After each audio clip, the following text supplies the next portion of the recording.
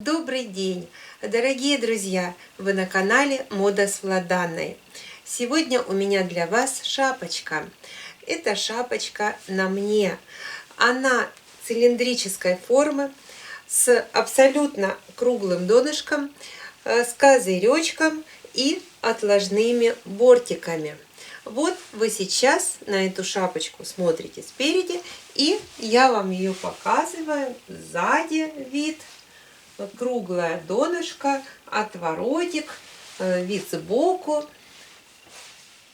в 3/4, со всех ракурсов. Шапочка из искусственного дубляжа, очень простая в изготовлении. Мы с вами все подробно разберем. Я покрою, покажу выкройку и соберем, расскажу, как обрабатывать края. Шапочка на 2 часа работы. Не нужно бояться теплых головных уборов. Они просты в изготовлении. Ну, вот в частности, из искусственного дубляжа. Вот кусочек этого дубляжа. Он очень приятный, смотрится как натуральный, но проще в работе, естественно. Есть свои нюансы, с которыми я вас познакомлю. Шапочка у меня зимняя, тепленькая. Сейчас уже сегодня я в ней была. Температура плюс 5 градусов. И в шапочке я себя ощущала очень комфортно. На более холодную погоду возможна трансформация шапочки. Я откладываю бортики вот таким образом и поднимаю козырек. Вы видите новый вариант. Вот такая стильная, интересная шапочка. Она подходит под шубку, под пуховичок, под дубленочку, конечно же. Кстати, из этого искусственного дубляжа я покроила дубленку, а шапочка у меня из выпадов получилась. И с дубленочкой мы с вами встретимся в одном из следующих видео. А сегодня моя шапочка. Вот вы видите, какая она славная. У меня уже была подобная шапочка. Она была в замшевом варианте и более тоненькая. А мне захотелось потеплее. Особенно, когда я увидела этот чудесный дубляж, такой приятный цвет с розовинкой, серый. Мне не смогла устоять. Ну и тут же вам ее демонстрирую. Вот можете полюбоваться. Мой козыречек. Такая у меня лейбочка металлическая сбоку. На мою шапочку мне понадобилось 20 сантиметров искусственного дубляжа. А по ширине выкройка разместилась на кусочке 85 сантиметров длиной. Также можно шапочку покроить и из натурального дубляжа. Вам понадобится один листик, вы спокойно поместитесь. Размер приблизительно 4,5-5 футов. Поэтому выгодно, просто в шапочке всего несколько швов. Вот 2 шовчика, которые соединяют заднюю часть с моим козырьком. Сзади швов нет на тулье. И швом мы соединяем наше донышко с нашим цилиндром. Все особенности обработки швов мы сегодня с вами разберем. А сейчас приступаем к крою. Пожалуйста.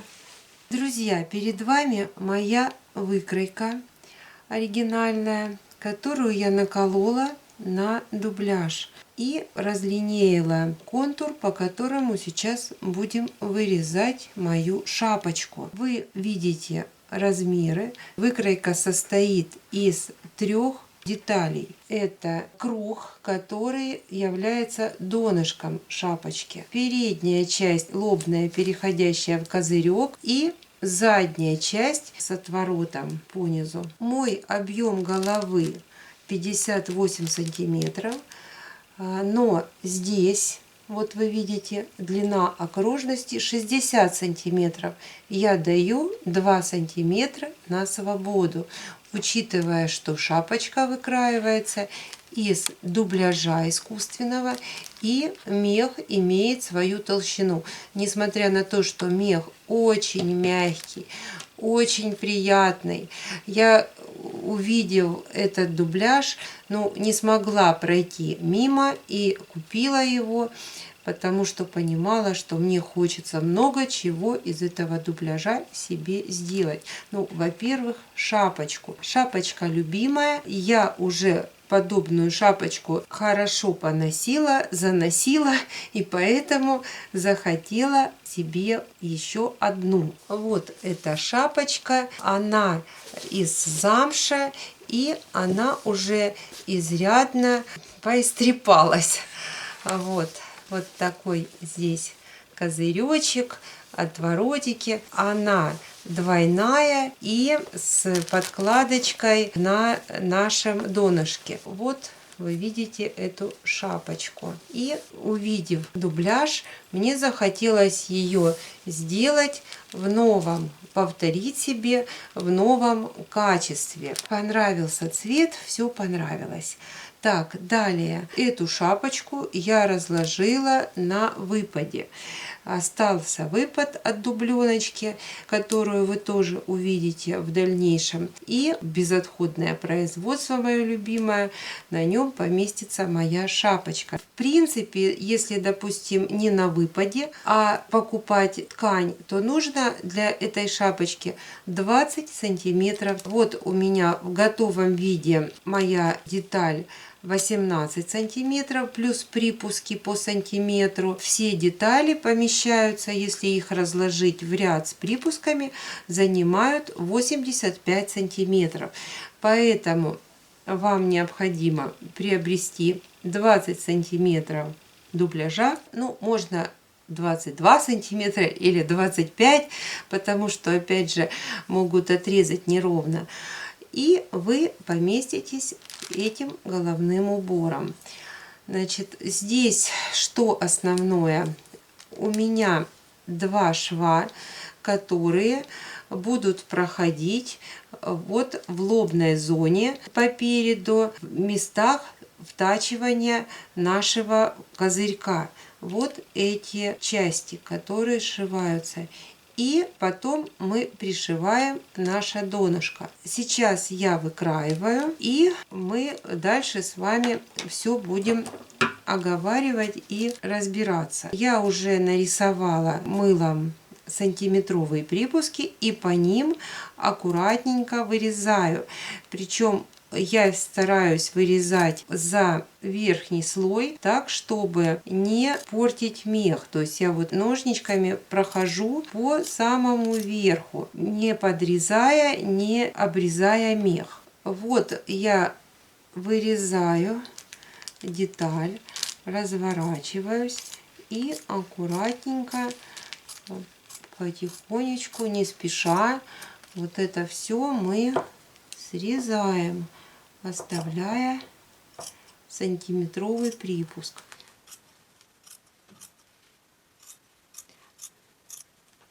Так, давайте с этой стороны я еще вырежу переднюю часть козырьком.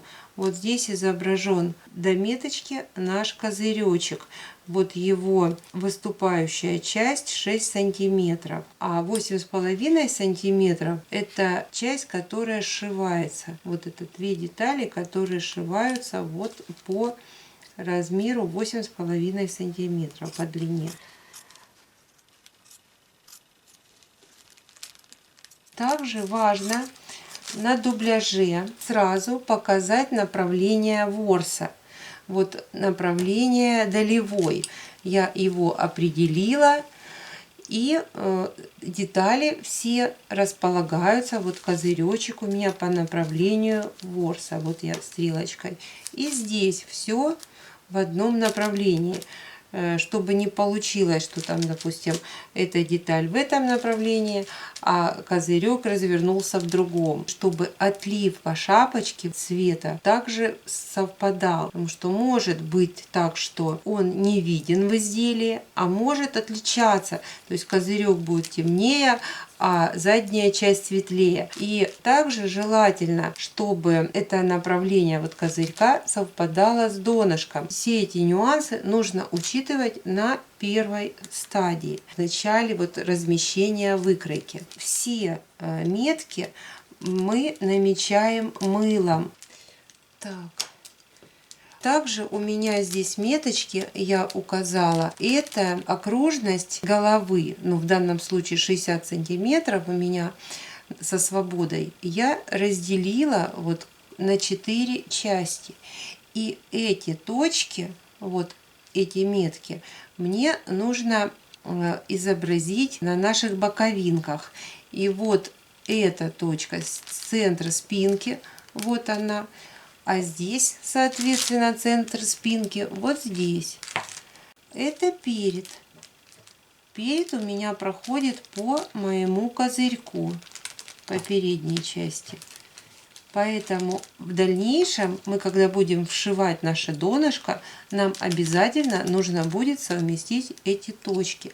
Ну и, соответственно, если мы 60 сантиметров разделим на 4, то у нас получается по 15 сантиметров. Вот я от центра отложила эти две меточки. И потом, когда мы соединим наши немногочисленные швы, у нас получается 2 шва с двух сторон, то тогда у нас все с вами хорошо соберется. Эта шапочка быстро и без проблем. Так, переднюю часть мы выкроили. Сейчас я дорезаю мою боковую часть, заднюю, аккуратненько. Ножнички раздвигают мех.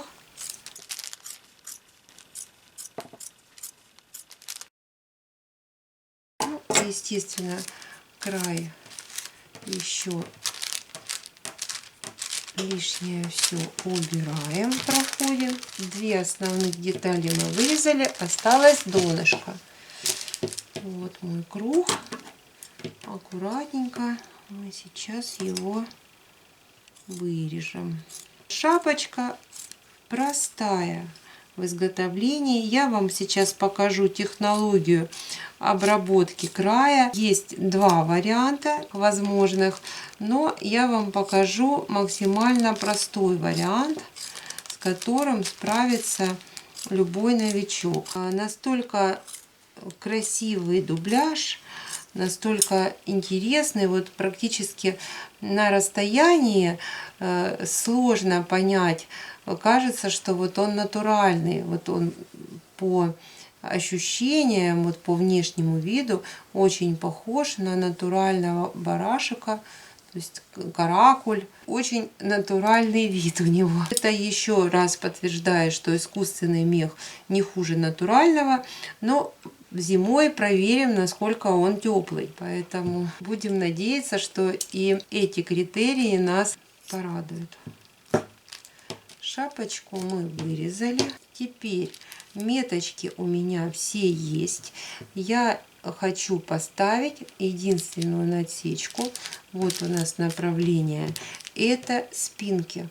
Чтобы я четко знала, все остальные насечки я ставить не буду. Вот я вот здесь вот ставлю насечку спинки, чтобы не запутаться. Меточки остальные мылом. Ну и, соответственно, вот наша спинка. Я и здесь тоже поставлю насечку. Все. Так, раскрой мы произвели. Теперь пройдемся по размерам. Вот вы видите радиус 9,5 сантиметров и длина окружности 60. Это без припусков. Дальше следующая деталь, передняя часть шапочки, ширина 16 сантиметров этой детали и место соединения с боковинкой 8,5 сантиметров до меточки и козырек 6 Ну и, соответственно, длина его 16. Центр переда и направление ворса изображено. И последняя деталь. Размеры здесь: ширина 18 сантиметров, длина 44 сантиметра, место притачивания донышка, и 31 сантиметр по низу. Срезанные уголочки. То есть это у меня будет в дальнейшем вот такой отворот по всей шапочке по низу. Так. Теперь мы должны соединить вот эти швы. Вот я загибаю и соединяю наши два шва. Вот мой козырек, а это моя боковая часть и задняя, переходящая в заднюю. Все понятно. Теперь нам важно правильно это все сшить, эти наши немногочисленные швы. И также разобраться с обработкой низа. Есть два варианта. Можно сделать наш козыречек, чтобы он отворачивался кожаной стороной, обрабатывался и прострачивался. А можно сделать с отворотиком мехом наверх. И вот именно этот вариант максимально простой, потому что в данном варианте все наши строчки мех закрывает, корректирует и скрывает. А в этом варианте, когда наоборот кожей, то здесь, конечно, уже должны быть навыки у вас ровных строчек, работы с дубляжом, потому что предварительно, чтобы прострочить вот эту строчку, проложить, необходимо подбрить 1,5 сантиметра меха, все это загладить и тогда уже ровненько прострочить. Если кому-то хочется так, пожалуйста, но попроще и, в общем-то, и красиво будет, если по шапочке будет вот такой меховой подворотик проходить. Вот. Но в этих местах, вот здесь, нам нужно будет затачивать вовнутрь, а с этой стороны мех наружу. Поэтому вот в этом месте я взяла на образце, собрала вот аналогичный участок, потом его отстрочила с двух сторон, надсекла вот вдоль шва. То есть я прошла, я сделала шов, развернулась, отстрочила, потом с этой стороны поднадсекла и развернула вот этот вот край наверх. И у меня получился вот наш уголочек. Так, теперь я иду на машинку и все собираю.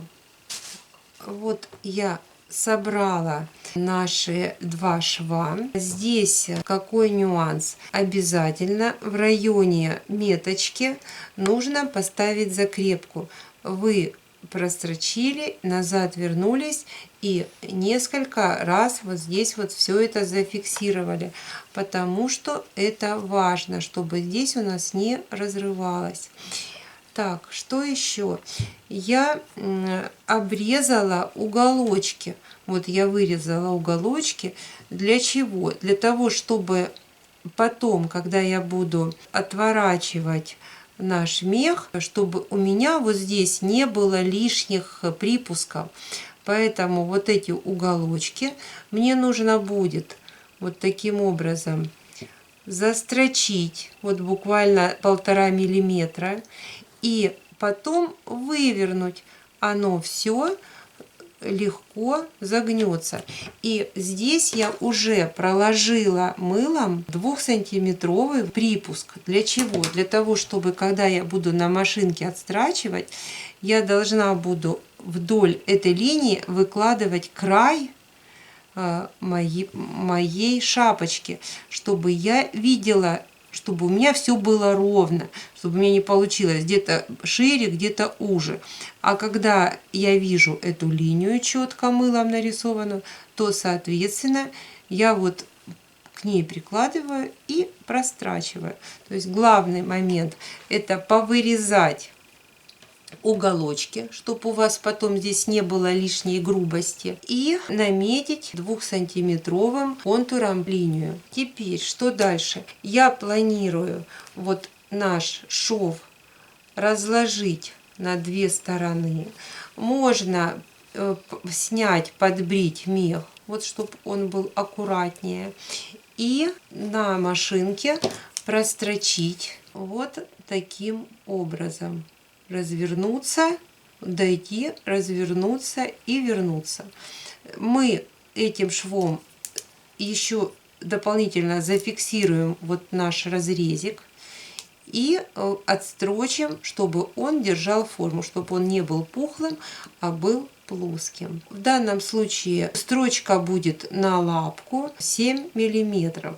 Учитывая, что припуск у меня сантиметр, вот как раз 7 миллиметров у меня будет отстрочка. Все, значит, я вам показала, рассказала. Теперь следующий этап: я снова иду за машиночку и все собираю. И вы уже увидите готовый вариант моей шапочки. Также еще у меня вот здесь есть такая деталь. Это моя обладанка, этикеточка. Вы видите.